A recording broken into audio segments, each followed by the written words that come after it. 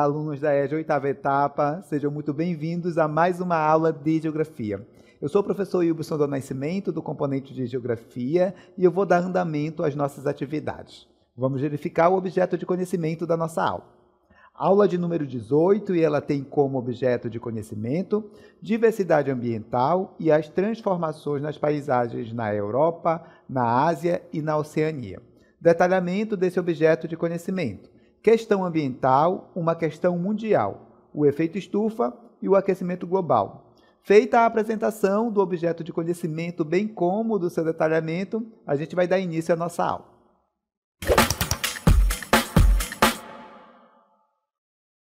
Turma, nesta aula nós vamos falar sobre mudanças climáticas, efeito estufa e aquecimento global. Nós vamos entender o que são as mudanças climáticas. Nós vamos entender também o que é o efeito estufa, a sua importância e vamos falar também de aquecimento global. Posteriormente, a gente vai tentar entrelaçar mudanças climáticas, efeito estufa e aquecimento global. A gente vai entender como esses três elementos eles funcionam de forma combinada. E também nós vamos falar sobre as principais consequências das mudanças climáticas e do aquecimento global no ecossistema planetário e no modo de vida de populações, como, por exemplo, da população que vive na Amazônia.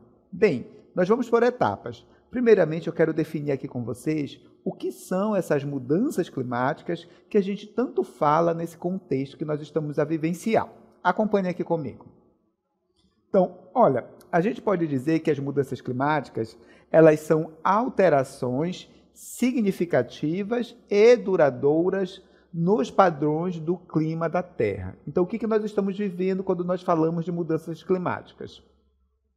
Mudanças nos padrões do clima do nosso planeta, como temperatura, chuva, ventos, eventos extremos como secas, enchentes, furacões, entre outros. Essas mudanças, elas podem acontecer de forma natural, né? Alguns eventos mais extremos, eles acontecem a partir da dinâmica do próprio ambiente, mas atualmente eles estão sendo acelerados pelas atividades humanas, pelas atividades antrópicas, principalmente pela emissão dos gases do efeito estufa de uma forma geral, como, por exemplo, o CO2, que vem da queima de combustíveis fósseis. Combustíveis fósseis são os combustíveis derivados ali do petróleo, por exemplo, como a gasolina, como o diesel, entre outros, certo? Bem, quero destacar para vocês o que são essas mudanças climáticas de uma forma mais detalhada, pontuando algumas questões que eu considero relevantes para uma melhor compreensão sobre as mudanças climáticas. Primeiro, a gente deve entender as mudanças climáticas como alterações duradouras nos padrões climáticos globais. Então, quando a gente falar em mudança climática, nós estamos falando em mudança nos padrões climáticos globais em todo o planeta. O que causa, né? São causados ali por fatores naturais e principalmente fatores humanos. Quais são esses fatores humanos, professor? Emissão dos gases do efeito estufa. Temos, por exemplo, CO2, metano, que vem ali de atividades antrópicas, de atividades humanas, normalmente ligadas ali a atividades econômicas, como, por exemplo, a atividade industrial, como, por exemplo, a atividade de pecuária. Prosseguindo, a gente observa que essas mudanças climáticas, elas têm provocado ali severos impactos no ecossistema planetário. A gente tem ali a elevação da temperatura, que tem provocado a elevação da temperatura planetária, tá? A média de temperatura planetária, ela tem subido, ela tem aumentado. Isso tem levado ao derretimento das geleiras, tem levado também à ocorrência de fenômenos climáticos extremos, como secas, cheias, furacões. Também exigem ali ações urgentes para a gente mitigar esses problemas, resolver esses problemas que nós estamos a vivenciar e também medidas de adaptação, né? Exige ali que a gente já tome medidas para se adaptar a essa realidade que tem se tornado a cada dia o nosso novo normal, por assim dizer, certo? Professor, existe alguma relação entre aquecimento global e mudanças climáticas? Sim, existe, e a gente vai entender qual é essa relação entre aquecimento global e mudanças climáticas. Acompanhe aqui comigo. Bem, o aquecimento global ele é o aumento da temperatura média do nosso planeta. A média de temperatura planetária ela tem aumentado nos últimos anos, nas últimas décadas, nesse último século, em decorrência, em especial, da elevação da quantidade dos gases do efeito estufa que são capazes de reter mais calor aqui na nossa atmosfera. Esse aquecimento é o que provoca as mudanças climáticas em todo o planeta. Então, é o aquecimento global que vai ocasionar o quê? As mudanças climáticas. É importante que vocês saibam disso. Então, esse aumento da temperatura média do planeta que causa as mudanças climáticas. É o aquecimento global que causa as mudanças climáticas. Bem, as mudanças climáticas, elas incluem ali a ocorrência de fenômenos extremos, como secas mais severas, enchentes, furacões, tufões, dentre outros. Terremoto não, tá? Bem, o principal causador é a emissão de gases do efeito estufa, como eu já falei para vocês. É isso que tem levado ao aumento da temperatura do nosso planeta, e é esse aumento da temperatura do planeta que tem provocado o chamado aquecimento global. Até aqui está tudo tranquilo? Está dando para compreender este conteúdo? Bem, nós vamos prosseguir e agora eu quero tratar com vocês especificamente do efeito estufa, né? O que é o efeito estufa, professor? E qual a relação do efeito estufa com aquecimento global e com mudanças climáticas? Olha, o efeito estufa ele é um fenômeno natural. O que isso significa dizer, professor? Significa dizer que ele vai acontecer independente da presença ou da ação humana. Então, é um fenômeno natural. E é o efeito estufa que é o responsável por aquecer o nosso planeta. Então, é ele que mantém o nosso planeta mais aquecido. É graças ao efeito estufa que a média de temperatura planetária no contexto atual, gira em torno ali de 15 graus Celsius.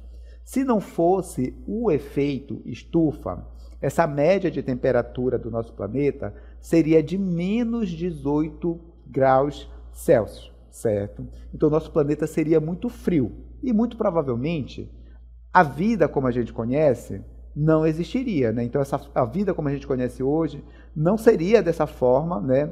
Se não fosse o efeito estufa. É graças ao efeito estufa que a gente teve ali a possibilidade de ter o aparecimento e a manutenção da vida aqui no nosso planeta.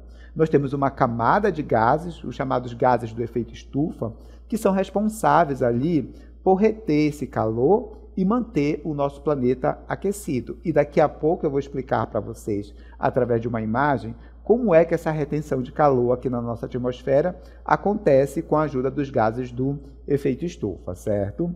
Destaco também para vocês que o efeito estufa é essencial para manter a temperatura do planeta e garantir condições ali de temperaturas adequadas ao desenvolvimento, à proliferação da vida de uma forma geral. Contudo, em excesso, né, esse efeito estufa pode provocar o aquecimento global. Se a gente tem muitos desses gases do efeito estufa na nossa atmosfera, isso vai fazer com que a gente tenha o aumento também da retenção de calor. Se a gente aumenta a retenção de calor aqui na atmosfera, isso vai elevar a temperatura do nosso planeta. Se a gente tem o aumento da temperatura do planeta, que é o aquecimento global, a gente vai ter a ocorrência das chamadas mudanças climáticas, certo? Bem, eu tenho aqui uma imagem que ilustra muito bem para a gente como funciona essa dinâmica aqui do efeito estufa. E o que acontece quando a gente concentra muito dos gases do efeito estufa na nossa atmosfera. Acompanhe aqui comigo. Bem, olha só essa imagem. A gente vê o Sol, que é o responsável por mandar radiação solar para o nosso planeta. Percebam que nem toda a radiação solar que vem para a Terra entra na nossa atmosfera. Parte dessa radiação, olha, ela é refletida, ela volta sem entrar na atmosfera do nosso planeta.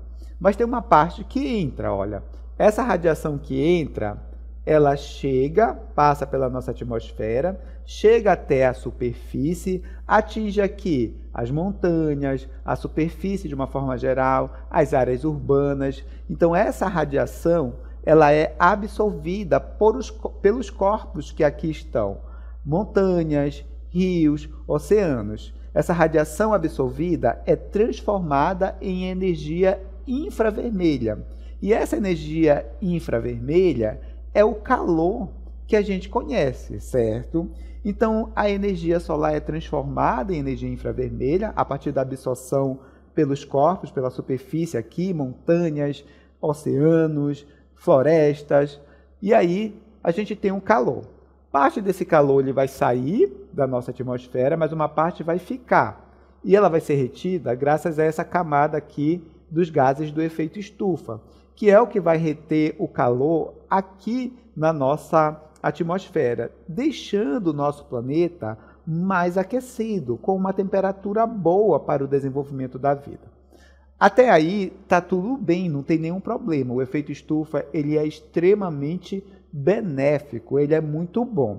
Quando ele se torna um problema? Quando a gente manda muito desses gases do efeito estufa para a nossa atmosfera, tipo CO2, tipo metano, dentre outros gases do efeito estufa. Quando a gente aumenta a quantidade de gases do efeito estufa, o que vai acontecer? A gente vai ter mais calor preso na nossa atmosfera.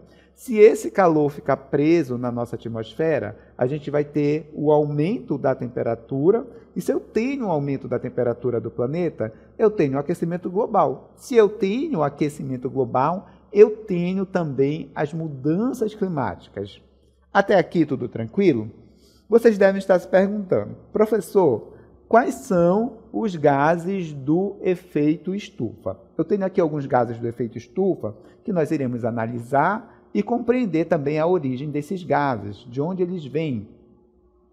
Vou começar com o dióxido de carbono, CO2, que é liberado ali a partir da queima de combustíveis fósseis. Como eu já falei para vocês, os combustíveis fósseis, eles são aquelas fontes de energia não renováveis, né? E que vêm basicamente do petróleo, do gás natural, por exemplo, que também está ligado à questão do petróleo, né?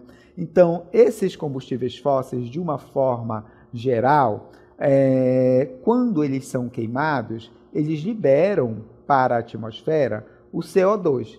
E esse CO2 é um desses gases que são capazes de reter o calor aqui na nossa atmosfera, provocando ali o aquecimento global, a elevação da temperatura e, consequentemente, o aquecimento global. Então, os derivados de petróleo, que é um combustível ali considerado não renovável, né?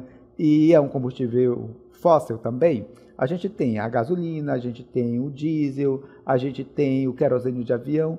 Todos esses combustíveis que eu citei para vocês são oriundos ali do petróleo, que é um combustível fóssil e uma fonte de energia não renovável, certo? Bem, temos também o metano, que é emitido pela criação de gado, por exemplo, o pum, o arroto das vacas, né?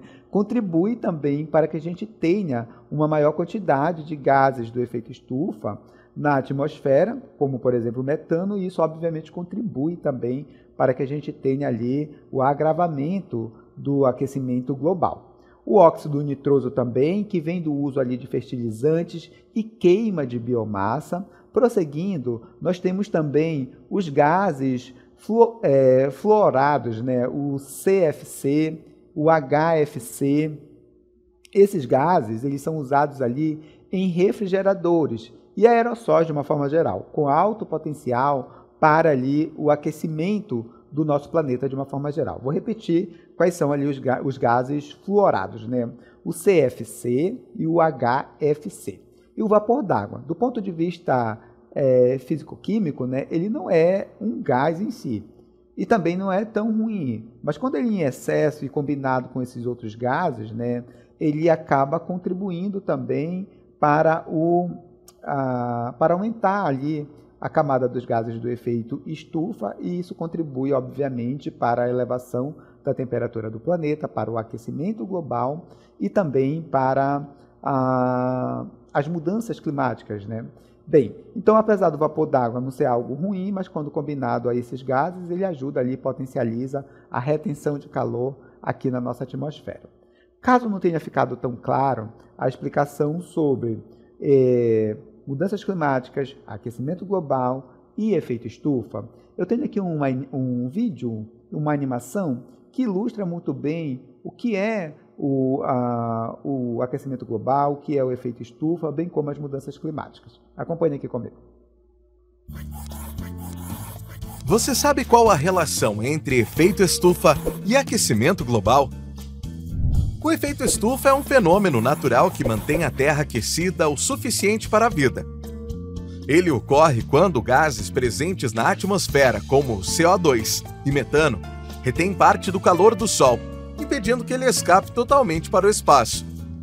O problema surge quando a quantidade de gases do efeito estufa aumenta demais, principalmente por causa das atividades humanas, como queima de combustíveis fósseis, desmatamento e atividades industriais.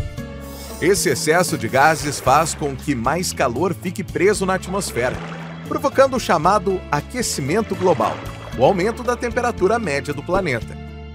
Esse aquecimento desencadeia as mudanças climáticas como secas, enchentes, derretimento de geleiras e eventos extremos cada vez mais frequentes.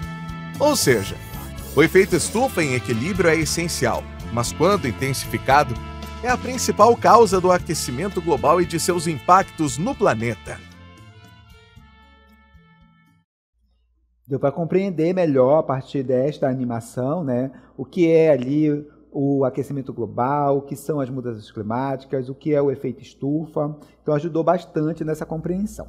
A partir desse momento, eu quero tratar com vocês das consequências das mudanças climáticas. Claro que essas mudanças climáticas trará consequências, não só para o meio ambiente, mas para a nossa vida em sociedade. E é isso que a gente vai ver a partir desse momento. Destaco para vocês que, entre as consequências das mudanças climáticas, a gente pode citar o aumento da frequência desses eventos extremos, como secas e enchentes. Tem sido mais comum, mais frequentes, secas e cheias também mais severas. Destaco para vocês que o derretimento das geleiras, né, tem provocado ali a elevação do nível das águas dos oceanos, ameaçando ali as cidades litorâneas, as cidades banhadas pelos oceanos ali, como por exemplo a cidade de Nova York, a cidade do Rio de Janeiro. Se o nível dos oceanos continuar a subir, essas cidades elas podem deixar de existir. Destaco também para vocês que alguns países ali da região do Pacífico, por exemplo, cujos territórios são ali arquipélagos, ilhas, né, um conjunto de ilhas, a gente tem ali esses países ameaçados, né, o território desses países por conta da elevação também do nível do mar. Os países de regiões do Pacífico, por exemplo, alguns deles estão ameaçados ali de sumir por conta da elevação do nível das águas dos oceanos de uma forma geral. Perda da biodiversidade, né? Espécies que são mais sensíveis a essas mudanças de temperatura, à ocorrência desses fenômenos extremos, elas podem, obviamente, deixar de existir. Prosseguindo, a gente observa que a gente tem também a diminuição da disponibilidade de água potável. Professor, nós temos muita água no nosso planeta, temos ali os oceanos, mas olha, apesar de termos muita água no nosso planeta, água potável e de fácil acesso existe numa quantidade muito pequena, que são as águas dos rios, dos lagos, que a gente pode, por exemplo, consumir com mais facilidade. Essa água não existe, água potável e de fácil acesso, não existe em grande quantidade no nosso planeta. E o pouco que a gente tem é ameaçado pela poluição e agora pelas mudanças climáticas também. Isso traz impactos também na agricultura, né? Então, regiões que hoje são agricultáveis, elas podem deixar de ser agricultáveis nas próximas décadas, nos próximos anos. E se isso acontecer, se a área onde a gente pode realizar a agricultura diminuir, e a pecuária também, tá? A gente também vai diminuir a quantidade de alimentos que a gente produz. Se diminuir a quantidade de alimentos que a gente produz, pode faltar ali alimentos, né, de uma forma geral. Aumento de doenças, né, e migrações forçadas ali por questões climáticas. Essas mudanças nos padrões climáticos podem fazer com que a gente tenha um aparecimento de novas doenças e força também pessoas a deixarem o seu local, né, o seu país, por exemplo. É o caso dos países arquipélagos ali que eu falei para vocês, do Pacífico, por exemplo. Algumas populações estão sendo obrigadas a deixar o seu território, suas casas, né, porque elas estão ameaçadas ali de serem engolidas, por exemplo, pelas águas dos oceanos, certo? Prosseguindo, eu gostaria de tratar com vocês, a partir desse momento, como essas mudanças climáticas, elas impactam o ecossistema amazônico, que é onde nós vivemos. Então, olha só, as mudanças climáticas podem fazer com que a gente tenha aqui na Amazônia secas prolongadas, aumento da mortalidade de árvores e riscos também de incêndios. Pode contribuir também para que a gente tenha a perda de biodiversidade. A gente pode ter ali espécies ameaçadas por mudanças no seu habitat, né? Temos espécies muito sensíveis. Qualquer alteração nos padrões climáticos pode comprometer a sua existência, pode comprometer a existência de algumas espécies. Alteração no ciclo hidrológico. Boa parte dos nossos rios, ele tem o seu regime de cheia ligado à água das chuvas, né? Ligados ali às chuvas, são de regimes pluviais. Então, se não chove na região, obviamente que isso vai afetar as cheias dos nossos rios aqui na Amazônia. Se as cheias dos rios são afetadas, as populações que vivem aqui também acabam sofrendo. Isso porque aqui na Amazônia, a nossa organização social, política, econômica é muito condicionada aqui às dinâmicas do ecossistema amazônico de uma forma geral, inclusive as cheias e vazantes dos nossos rios. Prosseguindo, a gente tem também a possibilidade da ocorrência de savanização da floresta amazônica, que é quando a gente tem um risco de transformação da floresta em uma vegetação mais seca, né? Parecida ali com a savana que a gente conhece, por exemplo, em outras regiões do mundo, em outras regiões do mundo.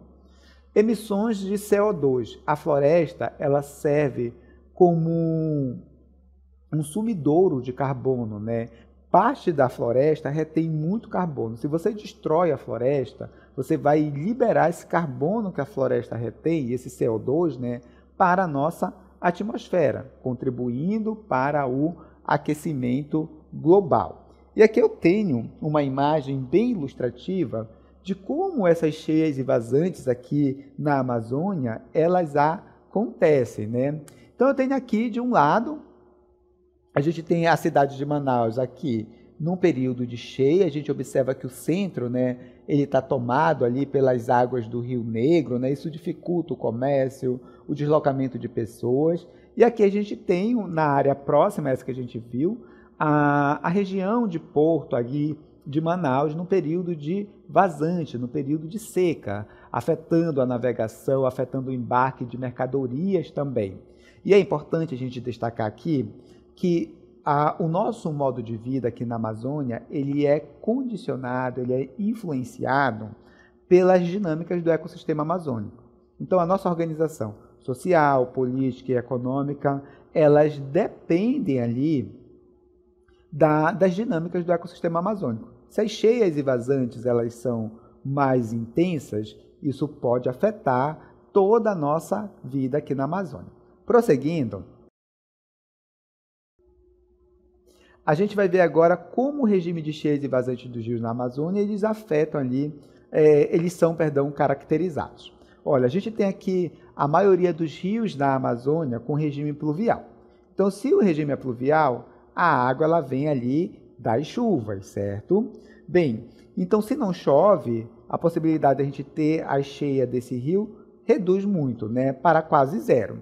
O período de cheia ele vai geralmente de dezembro a maio e o período de vazante ocorre de junho a novembro. Dando continuidade, a gente tem observado que as cheias elas alagam grandes áreas, formando ali, no caso dos rios de águas pretas, os igapós, principalmente, no caso dos rios de água branca, as várzeas, E esse ciclo ele é essencial para manter a biodiversidade e também a vida ribeirinha aqui. Então, essa dinâmica de cheia e de vazante dos rios aqui na Amazônia ajudam muito, não só na manutenção da biodiversidade, mas ajudam também a garantir o modo de vida da gente, já que a gente utiliza os rios para se locomover de uma cidade para outra, para levar mercadorias de uma cidade para outra também. Tanto é que quando os rios secam, isso pode afetar diretamente, né, a chegada de alimentos, de insumos hospitalares, por exemplo, nas comunidades. E acontece em períodos de secas mais severas, de comunidades ficarem ali isoladas, né, de outros lugares, por exemplo. Então, isso traz um prejuízo muito grande para a nossa vida aqui na Amazônia. Dando continuidade, eu quero mostrar para vocês que essas secas e cheias, elas têm sido cada vez mais recorrentes aqui na Amazônia.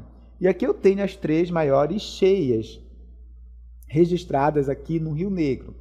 2009, onde o rio atingiu 29,77 metros. Em 2012, o rio atingiu 29,97 metros. Em 2021, ultrapassou os 30 metros, né? E nos últimos 12 anos ocorreram 7 cheias extremas. 2012, 2013, 2014, 2015, 2017, 2019 e 2021. Tem acontecido o mesmo aqui com as secas, né? Temos tido secas mais recorrentes aqui no Rio Negro. Em 1906, a gente teve uma seca e o Rio Negro ele atingiu 14,20 metros. Em 2010, o Rio Negro atingiu 13,63 metros. Em 2023, 12,70 metros. Em 2024, 12,66 metros. Percebam que as secas também estão se tornando mais recorrentes, né? Estão se tornando aqui mais comuns. E isso, como eu falei para vocês, afeta a nossa vida aqui na Amazônia, né? O nosso modo de vida depende também dessas dinâmicas de cheias e vazante dos nossos rios. Eu tenho aqui algumas matérias, né? Na realidade, títulos de matérias que mostram para a gente como essas secas e essas cheias mais severas afetam a nossa vida. Acompanhe aqui comigo. Olha, temos aqui a seguinte matéria, né? Enchente causa inundação de áreas habitadas. Isso traz um transtorno muito grande para a nossa vida. Enchente altera o ciclo de nutrientes na Amazônia, altera muito a questão da fertilidade, em especial dessas áreas próximas ali à margem do rio, as áreas de várzeas, por exemplo. Enchente causa mudanças na biodiversidade na Amazônia. Enchente gera impactos na agricultura e na pesca. Prosseguindo, a gente observa que as vazantes causam impactos na navegação, fica mais difícil navegar no período de estiagem, né? Vazante muda a navegação fluvial, vazante gera variações no ciclo de pesca. Então vocês conseguem observar a partir daí que, de fato, essas secas e cheias mais severas, elas trazem prejuízos significativos, tanto do ponto de vista econômico como social, para nós que vivemos aqui na Amazônia, além dos problemas ambientais, é claro. Bem, eu tenho aqui algumas imagens para vocês das principais, da seca histórica, né, de 2024. Tenho aqui imagens de regiões do Porto de Manaus, conforme vocês podem ver. Essa região, no período de cheia, ela é tomada por água, né? A água vem até o cais, né? Pega o cais e você consegue atracar os navios até no cais, se você quiser, sem precisar dos portos, né? E na seca, obviamente, o nível de água no rio diminui, só que quando essas secas são mais severas, né, o rio fica muito seco, como a gente costuma falar por aqui, né? E isso, obviamente, compromete ali a navegação. E para nós que utilizamos muito o transporte hidroviário, isso traz um prejuízo significativo. Tem muitas cidades, muitas comunidades, muitos municípios que não têm como receber ali as mercadorias, os insumos hospitalares, porque os rios estão sem condições para a navegação. Os rios também ficam mais perigosos, os barcos podem ali encalhar, os barcos podem tombar e, obviamente, pode ter ali, além do prejuízo financeiro, né, tem um prejuízo também econômico, de uma forma financeira econômica, e a possibilidade até de pessoas morrerem, né, em decorrência ali de acidentes que podem acontecer nesse período de maior estiagem dos nossos rios. Aqui vocês estão vendo a Ponta Negra, essa parte que aparece aqui é uma praia, né? Então normalmente ela é assim, mas quando o rio sobe, né, a faixa de areia ela diminui bastante, certo? Bem, com isso a gente vai finalizando o conteúdo da nossa aula.